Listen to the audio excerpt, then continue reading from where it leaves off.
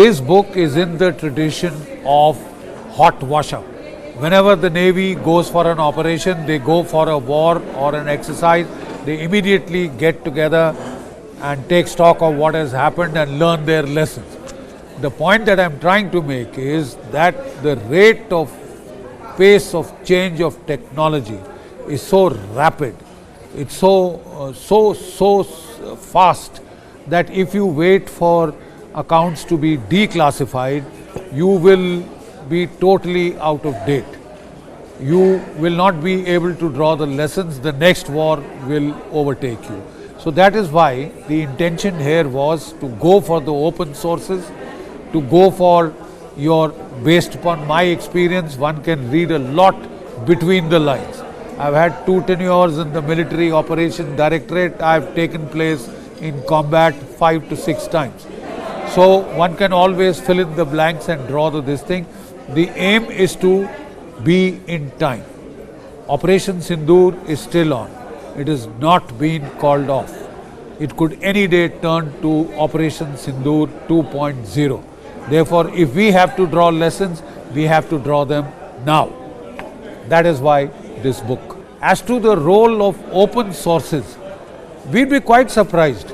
There is so much available in the open sources that you can always, as a military veteran, then connect the dots. You have the basis of your long military and operational experience. When you get some connecting dots, you can always fill up the blanks and go forward and extrapolate to what would have really happened. And most of the time, you would be 90% correct. In the staff college, they told us that you have to be at least 80% on time,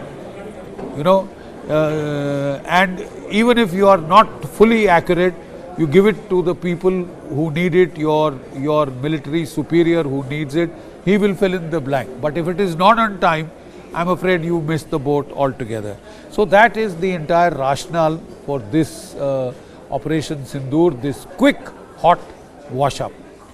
I've not only taken a look at what has happened, I have tried to go and take a look at what would happen next, because that is extremely important as to how do we extrapolate the lessons learned from here and how do we translate them into action. My basic point is that 1971 was a decisive turning point in the history of South Asia. We dared and we won. We broke Pakistan in 2. That time also, the United States, Richard Malhouse Nixon, had tilted totally in favor of Pakistan. Totally in favor of Pakistan. He had sent the 7th Fleet to physically try and intervene. But that did not, save Pakistan from its breakup, and we dared and we won, right?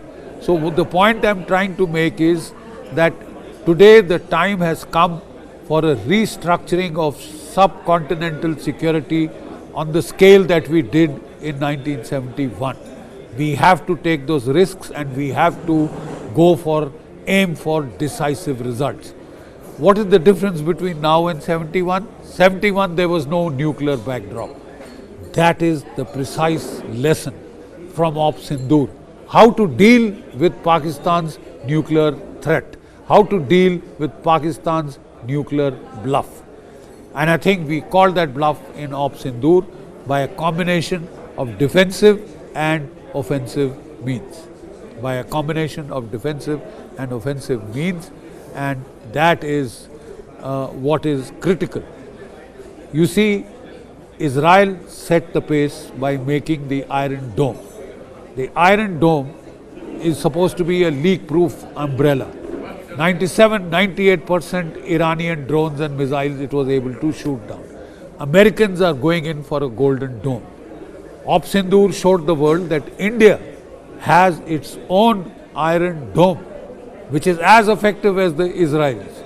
And a combination of offensive and defensive measures can now stymie Pakistan's nuclear bluff and blackmail. It can be called decisively.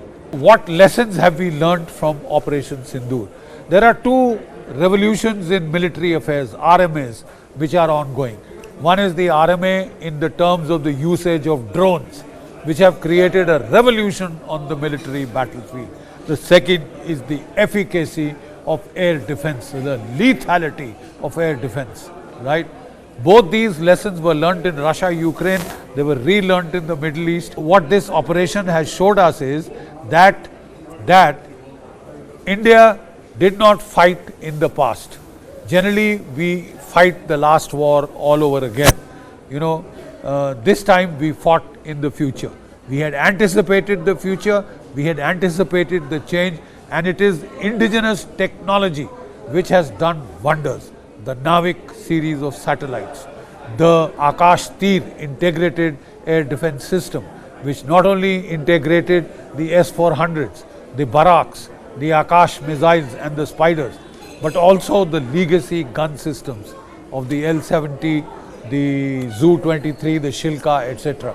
And they had updated those gun systems. 90% of Pakistani drones and 100% of their missiles were shot down, which is the way to go. We also hit the locations at Kirana, and that has proved to us that the demated warheads can be prevented from being taken to the delivery vectors. This is what a brilliant move by India, which gives us hope that in the next war we will be able to totally stymie Pakistan's nuclear bluff and blackmail and go for results that are decisive as the 1971 war was. Jai Bharat, Jai Hind.